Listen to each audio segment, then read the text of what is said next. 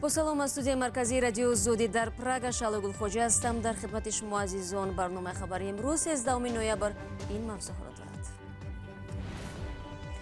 جزئیات حمله ظاهرا برای انجام حمله به دیدبانگاه اشغالبادی رودکی در هفته پیش یک تاجر بازار کاروان و سابق مرزبان کمک کردند.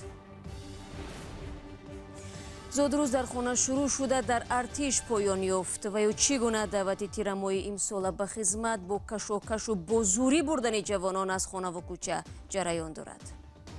من تا کشالکه آچه جان گو سرم تمیرم او شما با عقبش خپی گو سرد نمیتیم من تا کشالکه را آورنش نیک من بدم بیویا نخم بیدم.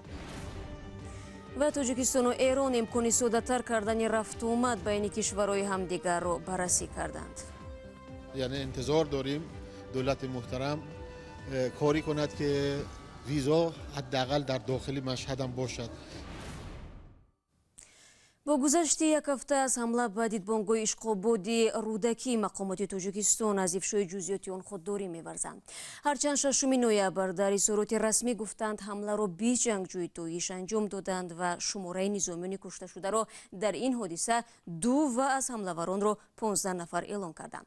دیرتر رادیو озодӣ معلوم کرد که تعداد قربانیان بیشتر از این است. حالا نیز به همکاران ما میسر شد که بعضی تفصیلات نوی این حمله خونین را به دست بیارند. در این مورد مومن احمدی اطلاع بیشتر دارد. قبل از شروع برنامه من از او پرسیدم که تا حال چی معلوماتی از حادثه صبح 6 نوامبر دسترس شده است. معلومات اخیری که از حمله به دیدبانگاه اشغالباد به دست آوردیم این است که به حملگران یک صاحبکار بازار کاروان کمک کرده است. از این تاجر اسکندر نام میبرند که دکانش را فروخته گویا 4 ماشین به حملگران خریده است. گروهی از تاجران بازار کاروان شهر دوشنبه میگویند در رابطه به دست داشتن یک تاجر این بازار در حادثه حمله به دیدبانگاه اشغالباد ناحیه رودکی از سوی کارمندان اوباب یا ریاست مبارزه با جنایت‌های سازمان یافته وزارت کارهای داخلی تاجیکستان مورد بازپرسی قرار گرفتند. چندی از تاجران روز 12 نوامبر در صحبت با رادیو озодӣ گفتند پرسش آنها درباره اسکندر نام تاجر تخمینا 35 ساله ساکن ولایت سوخت صورت گرفته است. تاجرانی که مورد بازپرسی قرار یافتند ظاهرا از صحبت درباره اسکندر هراس داشتند و تاکید می‌کردند که با او چندان شناس نبودند. فضل‌الدین رحمانوف تاجری که در مکان اسکندر به سودای سر و لباس کودکانه مشغول است گفت او را هم بازپرسی کردند. او گفت که 1 ماه پیش با 126,000 سامانی این جای را خریده است. مقامات رسما این اطلاع را تصدیق و رد نکردند. با گفته منابع ما این گروه را انور نام نفر رهبری کرده است که قبلا در دیدبانگاه خدمت حربی کرده است و محض گویا او مکان جایگیرشوی دیدبانگاه و طرز حمله را به این گروه حملهگر نشان داده است. بعداً من از مومن سوال کردم که آیا ایزی داعش در این حمله ثابت شده است یا نه. بله شهلا، فرضیه ها گوناگونند ولی معلومات دقیق نیست که این حمله کار داعش است یا گروه دیگر. دلیل هم وجود ندارد که این کار کنیم که این کار دست داعش نیست. مقامات تاجیک از ابتدا اعلام کردند که حمله کار دست گروه تندروی داعش است. منابع رادیو озодӣ نیز تاکید میکنند که یچیکه های خفته داعش در داخل تاجیکستان و جنگجویان این سازمان تندرو که از خاک افغانستان وارد شدند در این حمله با هم همکاری کردند. تشکر مومن احمدی بود که بعضی جزئیات نو را در رابطه با حمله مرگبار به دیدبانگاه اشغالباد به ما و شما گفت. لازم به یادآوری است که وزارت دفاع افغانستان خبری از قلمروی آن کشور به تاجیکستان گذاشتن دهشت افکنان حمله‌ور را رد کردند. ضمناً مرکز این کشور امروز نیز شاهد یک حمله خونین شد و ظاهراً آزادی رهبران طالبان هم نتوانست خشونت‌ها را کاهش بدهد.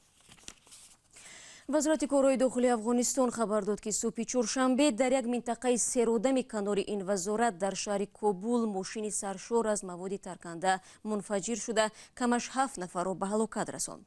10 نفر زخم برداشتند. اسکندر خوجا میرزاده در این باره گزارش دارد.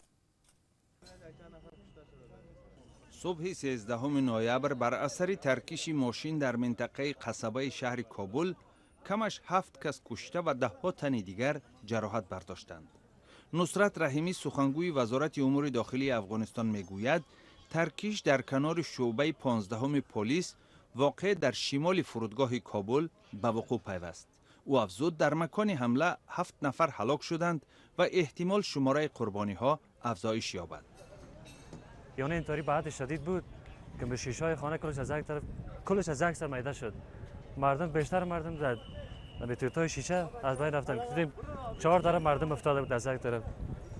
انفجار یک روز پس از تبادل 3 فعال طالبان و شبکه حقانی از جمله انس حقانی، برادری رهبر این شبکه سراج الدین حقانی، با 2 اسیر غربی استادان دانشگاه امریکایی کابل به عمل آمده باعث قهر و غضب ساکنان پایتخت افغانستان شد. شماری از تحلیلگران انتظار داشتند که تبادل اسیران به تحکیم نظم و آرامی کمک خواهد کرد.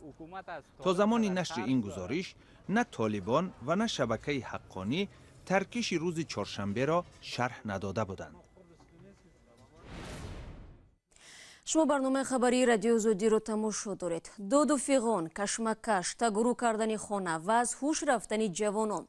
تقریبا همه نوارهایی که طول 1.5 ماه اخیر از مناطق مختلف تاجیکستان به اینترنت را یافتند و جلب اجباری به خدمت را نشان میدهند همین صحنه ها را دارند.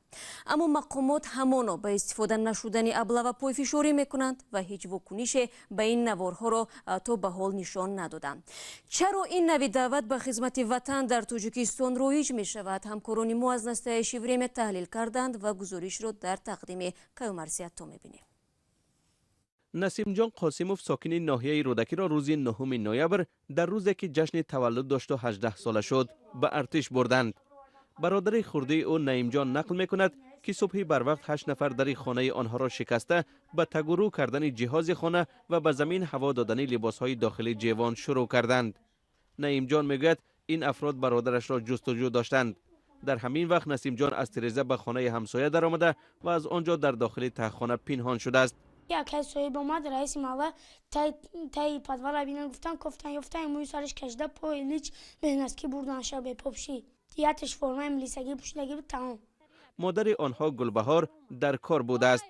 هرچند نعیم جان نورس از آدمان خشمگین ترسیده بود ولی با دقت هر قدم آنها را مشاهده میکرد. هم تا کشولکه آچه جان گو سرم تمیرم او شما با عقبش خپی گو سرد نمیتیم هم تا کشولکه را آورنش نک مای دم بیویا نخم بیدم. همسایه ها میگویند پس از آنکه نسیم جان قاسموف را دستگیر کردند او را تقریبا با تنی اوریان مجبوراً به ماشین بار کرده و به سمت نامعلوم بردند. بعد از چند روز بردن این جوان به نزدیکانش خبر دادند که او الکی به خدمت در قسم مرزبانی سفر بر شده است. مقامات محلی اصرار می‌ورزند که آنها یگان قانون را پایمال نکردند.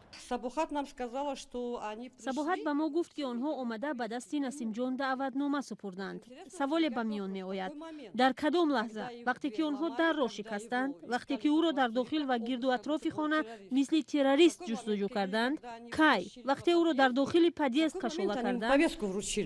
به قول حقوقشناسان شرکتداران شکار نسیم جان قاسموف و جوانان دیگری به اصطلاح مردمی ابلوا شده با این عملی خود بسیار ماده های کودکس جنایی از جمله سوء استفاده از منصب، دخل ناپذیری منزل، مالکیت و امثال این را ویران میکنند. آیا آنها در واقع سینی دعوتی هستند؟ من شناسنامه او را دیدم. در آنجا 9 نوامبر سال 2001 نوشته شده بود. به حسابگیری مهلت وقت از روز دیگری تقویمی آغاز می‌یابد. در ساعت 12 شب از روز 9 به 10 در روز 9 او نابالغ حساب می شود، یعنی وی 18 ساله نبود. با گفته فعالان حقوق بشر امسال نظر به سالهای پیش شکایت‌ها درباره ابلوا بیشتر شده است. ظاهراً با راه دیگر جوانان را به ارتش جلب کردن نمی شود. در مجموع در تاجیکستان 600,000 نفر سینی دعوتی هستند. از این رقم سالانه همگی 3% آنها باید به ارتش جلب شوند. غذای ناخوب، نارسایی، لباس گرم، مهترسالاری یا دیدفشینه و از همه مهمش نبودی بخطری بیشتری جوانان را از خدمت در ارتش می‌گریزاند. سال گذشته 40 یا 50% بود. امسال تقریبا 80% مراجعت‌ها به جلب غیر قانونی دعوت به ارتش وابستگی دارد. تقریبا هر یک مراجعت به ابلوا و ویران کردن دخل ناپذیری منزل و تشخیص بی‌صفتی طبی مربوط است. احتمالاً هر سال اجرای نقشه مشکل‌تر می‌گردد. تا اون وقتی که ما در ارتش اصلاحات قطعی را عملی نکنیم وضع بدتر می‌شود. صرف نظر از نشر نوارهای زیاد در اینترنت و شهادت جبر دیده ها، مقامات چون همیشه وجود موردهای ابلوا را رد می‌کنند. در وزارت دفاع تاجیکستان گفتند که در صورت جای داشتن چنین حالتها باید به کمیسیه دعوتی محل جای زیست مراجعت کنند. تا انجام موسم دعوت تیرماهی به صف نیروهای مسلح تاجیکستان 2 هفته دیگر مانده است. این دوره است که جوانان سین دعوت کوشش میکنند تا حد اکثر از دست کارمندان کمیسیه دعوتی فرار کنند. برنامه‌ро идома медиҳем. ҳафтаи равон мақомоти Тоҷикистону Эрон дар Теҳрон мавзӯи тақдими раводидро матраҳ карданд. солҳои охир ягида баҳсҳои тиҷоратӣ ва гилаҳои сиёсӣ боис ба тира шудани муносибати ду кишвари ҳамфарҳангу ҳамзабон шуд. аз чунин ранг гирифтани муносибот зоҳиран бештар аз ҳама сокинони оддии ду кишвар зарар диданд, чун ба қавли онҳо барои раво ба кишварҳои ҳамдигар дарёфти раводид ба садди асосӣ табдил ёфт. Зарангези Наврӯшов ва Шаҳлои Абдулло гузориш медиҳанд. мақомоти Тоҷикистону Эрон ба зарурати осону сареъ кардани раванди дарёфти раводид барои шаҳрвандони ду кишвар таъкид карданд. ин мавзӯъ дар 4-умин ҷаласаи муштараки машваратҳои консулӣ матраҳ шудааст ки рӯзҳои 10-11 ноябр дар Теҳрон бо ширкати мақомоти вазорати хориҷаи Эрону Тоҷикистон баргузор шуд. як соҳибкори эронӣ ки солҳои зиёд дар Тоҷикистон кору фаъолият дорад мегӯяд то 4 соли пеш барои будубош дар Тоҷикистон ба осонӣ ва дар фурсати кӯтоҳ раводид мегирифтанд. баъзи қариби аз 3 сол шудаи ба чӣ ҳисоб ба чӣ проблема ки мо ҳаме документарам 100% метем, чизе ки талаб мекунанд 100% метем, на ки бо мора визо наметиҳанд. бисёри вақтҳо сабаби визо надоданам мепурсем, меган мо намедонем. ай боло гуфтагиян ки натин. ҳоли ин чӣ проблемае ки мора хеле меган, мо бояд одами худумона бикобим, чиз чанд одами дига пеш равем то ки визомона бигирем. ин ҳамин проблем бисёр барои мо вазбинӣ кардесай, барое ки мо зиндагимон ҳамаш дар ҳамин Тоҷикистон. то 4 соли пеш барои равои шаҳрвандони Эрон ба Тоҷикистон визаи фурудгоҳӣ ҷорӣ буд. шаҳрвандони Эрон мегӯянд он замон метавонистанд дар фурудгоҳ бидуни мушкил раводид ба даст оранд. пас аз роҳандозӣ шудани визаи электронӣ ба гуфтаи онҳо ин раванд тағйир ёфт. лағви судури визаи фурудгоҳӣ барои эрониён дар ҳоле сурат гирифт ки равобити дар солҳои гузашта хуби Душанбеву Теҳрон дучори танишҳо шуда буд ва бархи ҳамин тағйиротро ба муносибатҳои нохуби ду кишвар рабт доданд. яъне интизор дорем давлати муҳтарам کاری کند که ویزا حداقل در داخل مشهد هم باشد.